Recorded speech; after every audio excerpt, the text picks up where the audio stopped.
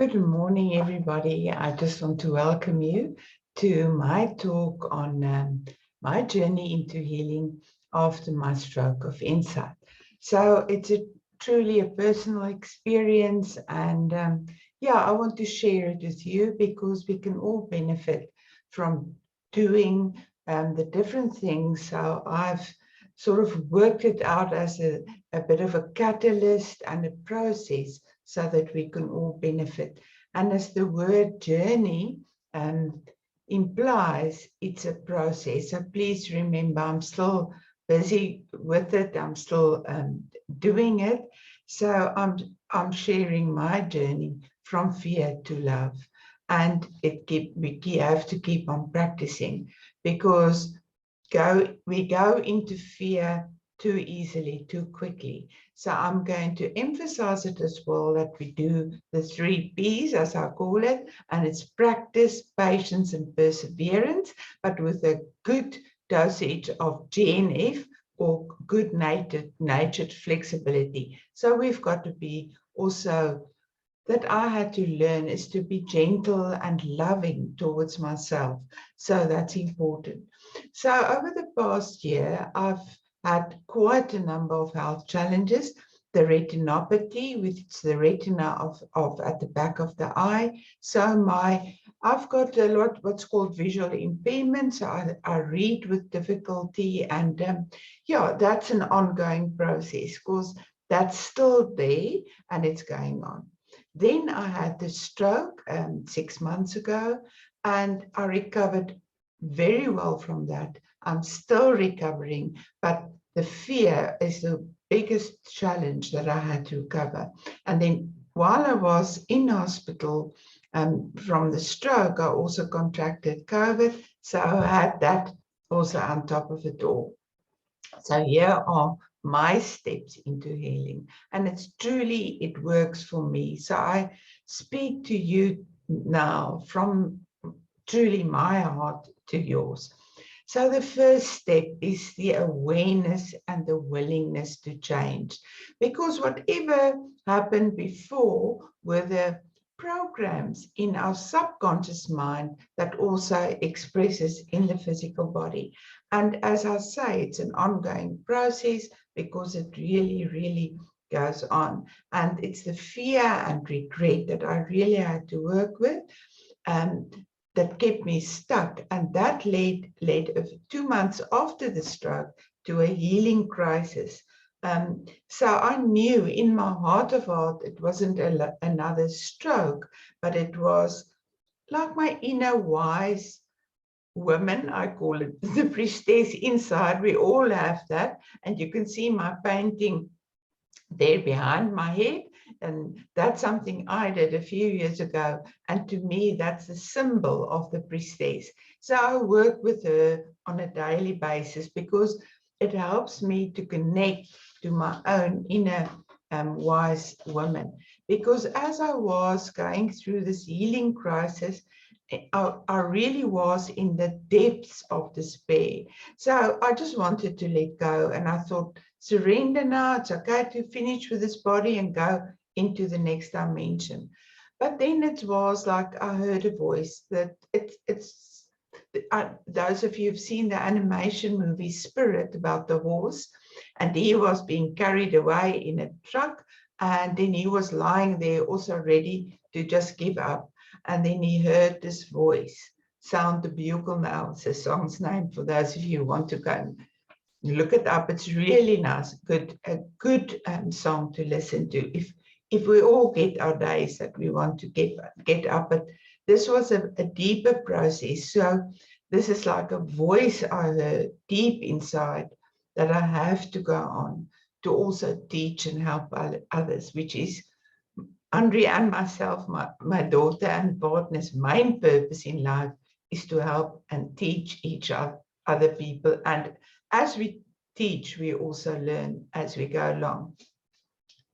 So again, it's the inner wise woman, the priestess behind my head, that actually kept me going on. So you can all have a look at her and maybe imagine your own inner wise person. Then the second step is the neuroplasticity that I talk about so often. So right from the start, after I've had the stroke, I worked with the neuroplasticity. It's the brain's ability, the malleability of the brain to make new networks around an area of injury, like a stroke is a brain injury or a brain attack, if you want to call it that. But it's also the ability of that malleability to go throughout our 50 trillion cells, and we can release our old survival memories. That is what we have to do now as human beings on Earth, so that we allow all our cells to work as it should and not be bogged down by old subconscious cell memories. So the first thing I did was to elicit the crossover networks, because that's important. If you've had like a stroke, you've got weakness like I had on the right side. So I had to do exercises to elicit or to stimulate neuroplasticity on the other side, so that both sides of the brain can work together. Because it said we only use 10% of our brain. But if we start implementing neuroplasticity, we work with many more. So in the hospital, in the recovery hospital, I even, I had to sort of walk again and learn to walk properly. And especially my right leg, it tended to hyperextend backwards. And that's your proprioception, your sense of positioning in space and time, that was out of whack because of the stroke. And it's very important. Then I walked around, it was like a bit of a square, the passage in the recovery hospital. So I walked with my stick, and then I keep on, in the beginning, I kept on forgetting, and then my knee would hyperextend and I wouldn't be aware of it, because that's now the neuroplasticity to train the other networks around the area of injury. So I was walking around there and I was shuffling, literally dance movement, because then I really remembered my knee. So it was for the practicing of that. And then soon all the caregivers that were there and that I'm so impressed and so loving, and they were walking with me and singing and dancing along. So we had a jolly good time right there. So, I wasn't even there a day or two, then I started with that. And also the neurophysiotherapist and the occupational therapist that really helped me to get that movement and to practice with my hands and do different things. So very important then. And then remember again, step 2 under neuroplasticity is the 3 P's again: practice, patience, and perseverance. To understand, we get the days of overwhelm, and then we try again, choose again, whatever you're doing, any health habit, anything where you're rewiring old thinking into new thinking, you have to choose again, even second by second. So that's an important point that I had to often remind myself, because sometimes we just feel like going to stay under the duvet and just be there. Sometimes you can stay under the duvet, but then you hear that little voice that says, come on, get up, let's do something. And then also, as I often preach about, and it's also in our Ways to Wellness program, is epigenetics. And that's Bruce Lipton, who's actually the father of epigenetics. He was also a geneticist, and he wrote the book Biology of Belief that's really highly recommended. But he said, the moment you change your perception is the moment you rewrite the chemistry of the body. And it's so important to remember. If we know we are at the core of our being, we are peace and love. That's who we are. And love is one of the greatest feelings to allow all ourselves to do their neuroplasticity, their malleability, their growth, to open up to who we really are. So love is an totally important emotion, feeling that we can do. We can actually, through that, elicit our own rewiring of our DNA to activate the dormant strands that are also the potential. They are there, the strands, and we only use two, but we've got 12 potential strands of DNA. So that's very important. Then, of course, point number 4 is trust. To have trust and faith that something bigger is also supporting your healing process. Then number 5, attune to wonder. Every day we must remember to attune to wonder.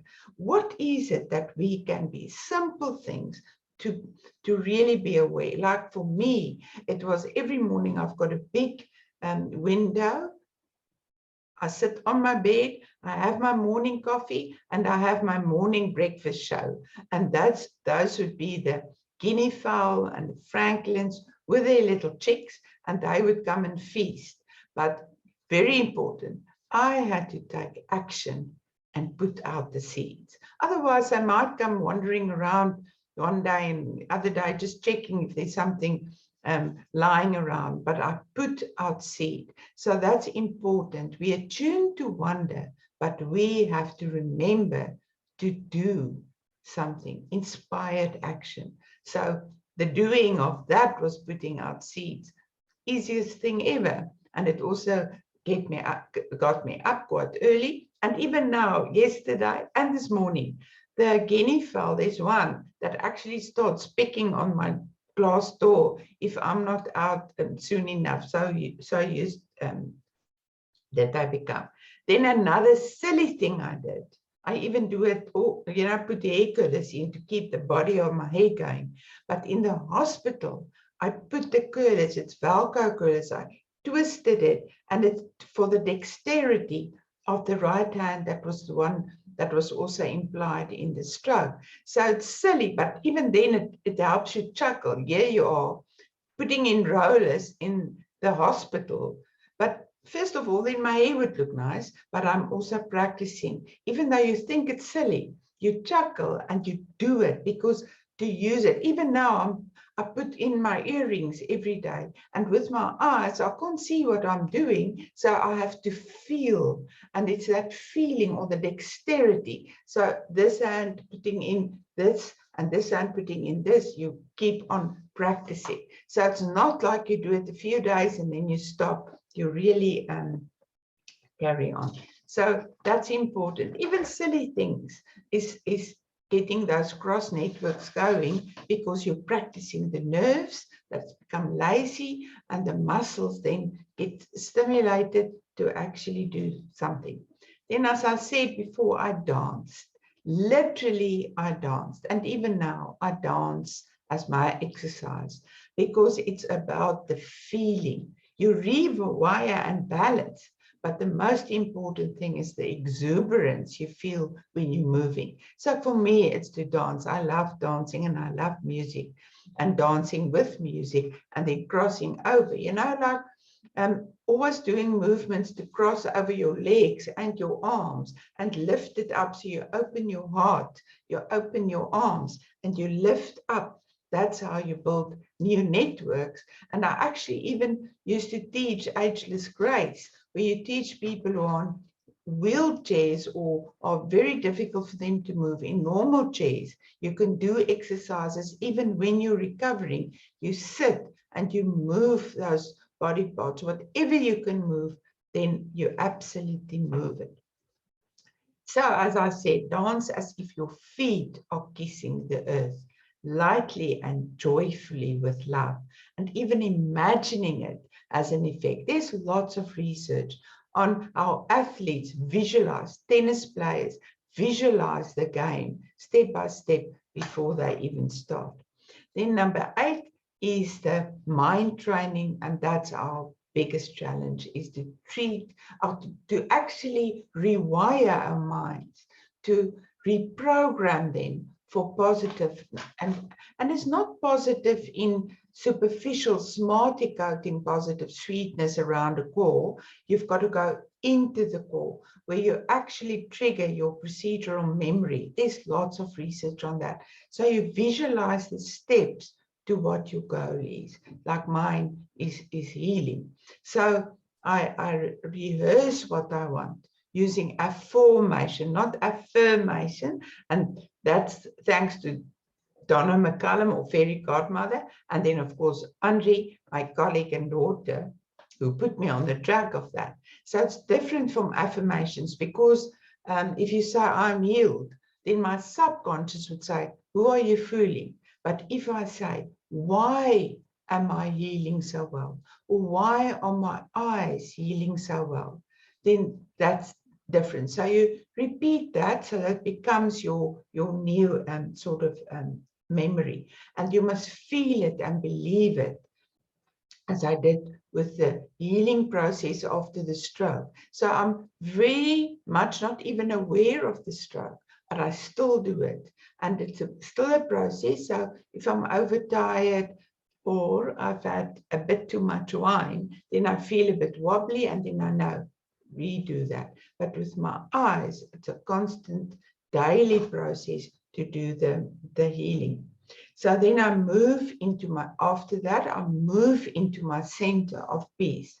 We all have that center of peace.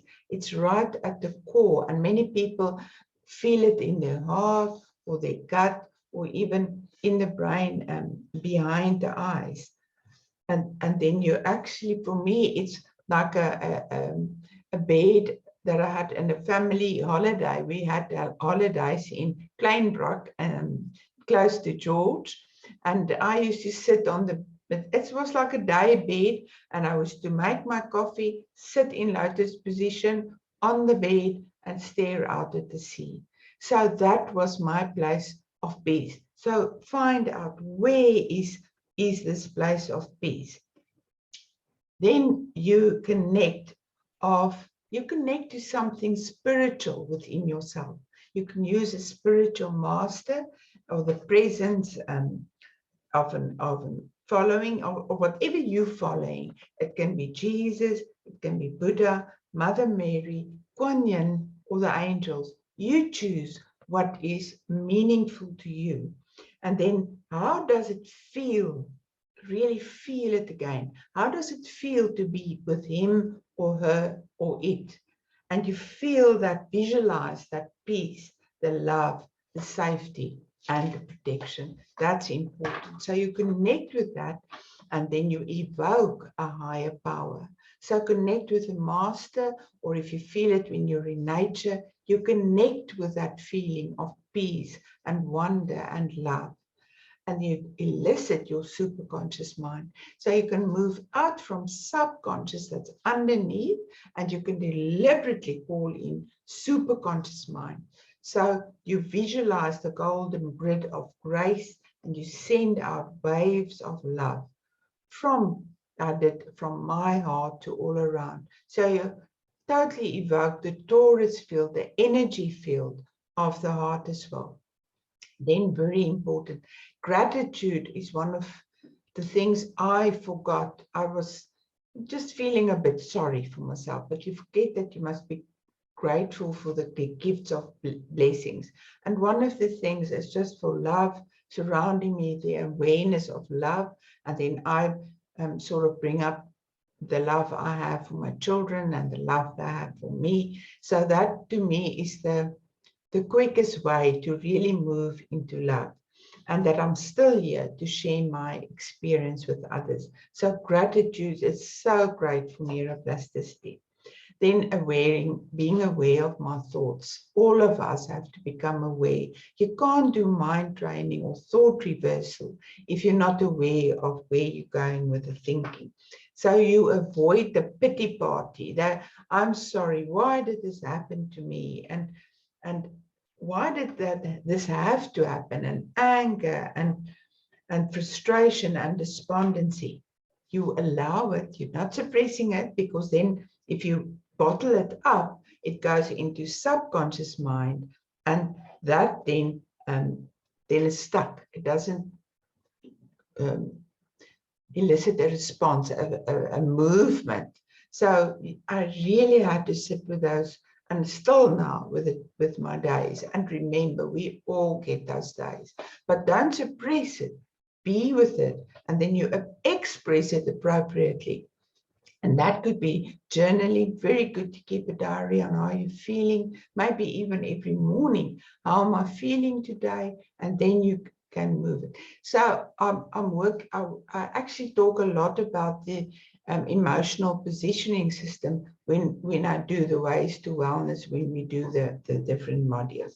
So you have to then, that feelings of fear and despondency is also in you keep your vibrations low, and the healing vibrations, we all know that love and compassion and self-care is really important. So we do not suppress it, we actually express it into appropriate journal, or then talking to a professional person, or to your like-minded friends and your soul family, your tribe.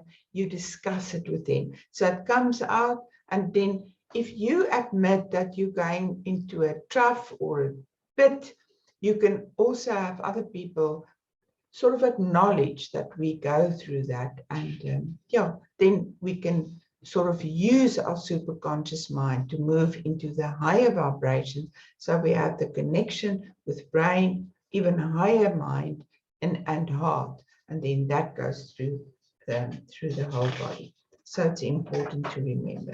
Then again, once you do that, you can visualize your peace feeling. You can say, I'm strong.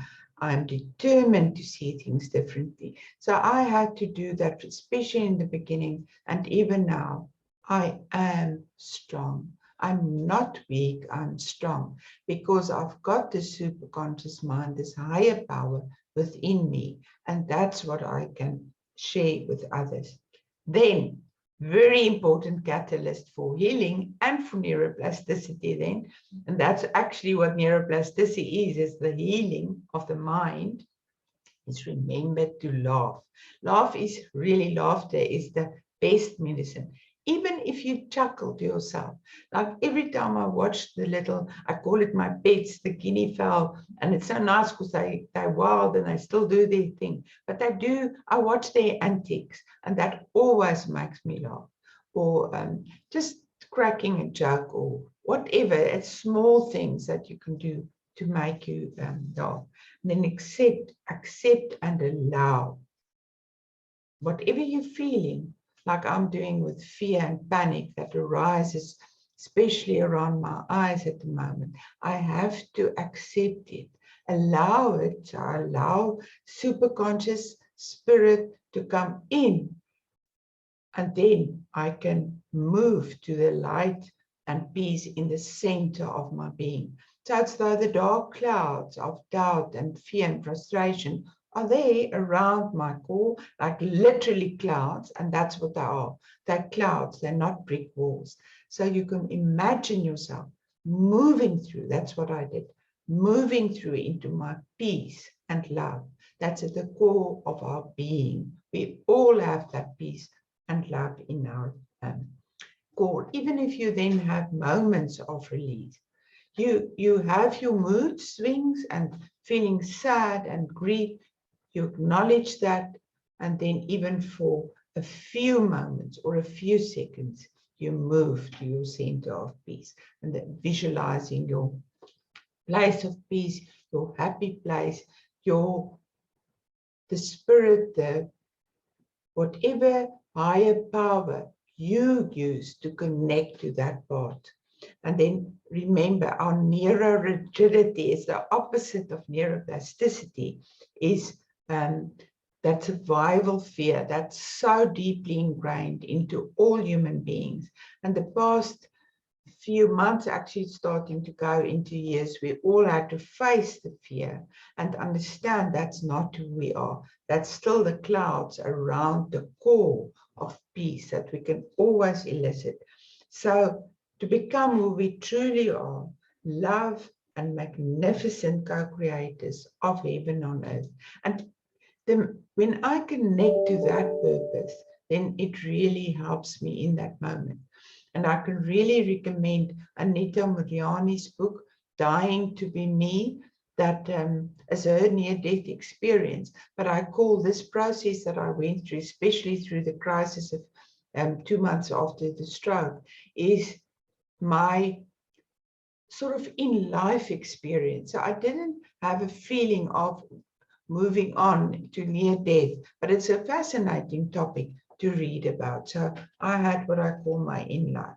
Then we also, and Andre actually started reading the book again that I gave to her years ago. So then I listened, because I don't read so well, I listened to the audiobook, and that's actually also amazing when you go into doubt and fear. So important, challenge yourself, but with self-compassion and inner love, not criticism and not pushing yourself like the old ego way that actually lead to my disease, my illness, my health challenge, as I prefer it. So for instance, I'm doing at the moment, right now, a psychotherapy course. So I'm really practicing the brain, because if you elicit those different brain networks, you really trigger them to rewire. So a new course, a new hobby is something that I would really recommend to anyone. And then also I did a course on student study group leadership training, is to train people in spiritual principle. So that was hard for me, because it was throughout when I had the stroke, but I was allowed to do it in my own time. So I just told the teachers, no, I can't carry on, it's too much. And they said, well, you do it in your time. And then I decided with gentleness and love that I will do it in my own time. I also love art. I've got paintings, like also with the priestess behind me, I actually painted that inner wise woman, if you call it that. That's just a symbol for me. And but now I can't paint. It's I can't do the painting, so I can't see very well. I can still play with colors though. So I'm moving into a new way of expressing art, and that's finger painting, whatever. I'll still see. And then also I made a Christmas wreath with fynbos.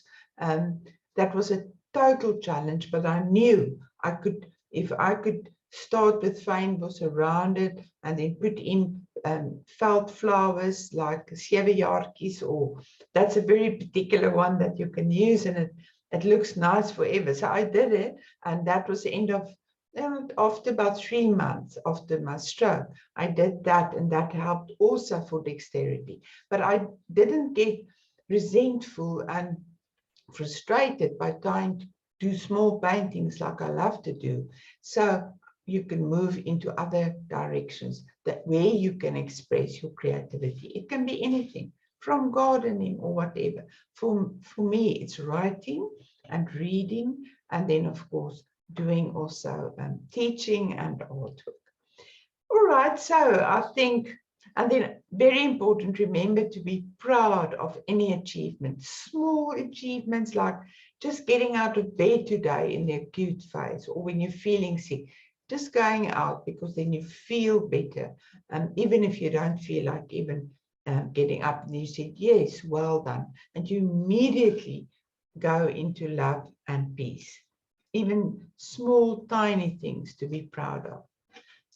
So I want to end with 2 things, a poem by Mary Oliver, and then also a quote from A Course in Miracles that I've been studying for many years, and only now, after 7 years of daily studying, I'm getting to understand and feel some of the principles. So the poem by Mary Oliver. When it's over, I want to say, all my life I was a bride married to amazement. I was the bridegroom, taking the world into my arms. When it's over, I don't want to wonder if I've made of my life something particular and real. I don't want to find myself sighing and frightened and full of argument. I don't want to end up simply having visited this world. So, key factor, I want to say all my life I was a bride, married to a maiden. And then a quote from Course in Miracles, that's very, to me it's inspiring. There is a place in you where there is perfect peace. There is a place in you where nothing is impossible. There is a place in you where the strength of God abides and source you and connecting to your source, to your higher self, superconscious. That's so important. Yes, so thanks for joining me. And this was an introductory talk. And if you would like to know more, we've got Arien and I have developed them 8 modules of our Ways to Wellness course. You can do follow it with us. It's live recordings, and there's also handouts for every module. And we're doing, it's a way to wellness. So you can, if you're interested in the epigenetics, the stress solutions, and also neuroplasticity, there I will talk more. And then, of course, Amri is doing her share of the 8 modules. So please join us also for our free introductory webinar on the 17th of February, and it will be shared, the link to actually register if you want to, but it's also totally free. Will be registered on our on this mindful health and happiness group. So thank you very much, and I hope you all found some catalysts for your healing, which is mostly the mind training to reprogram for love and gratitude and really deep connection to peace, which is who we actually are. Thank you very much and good day. Bye-bye.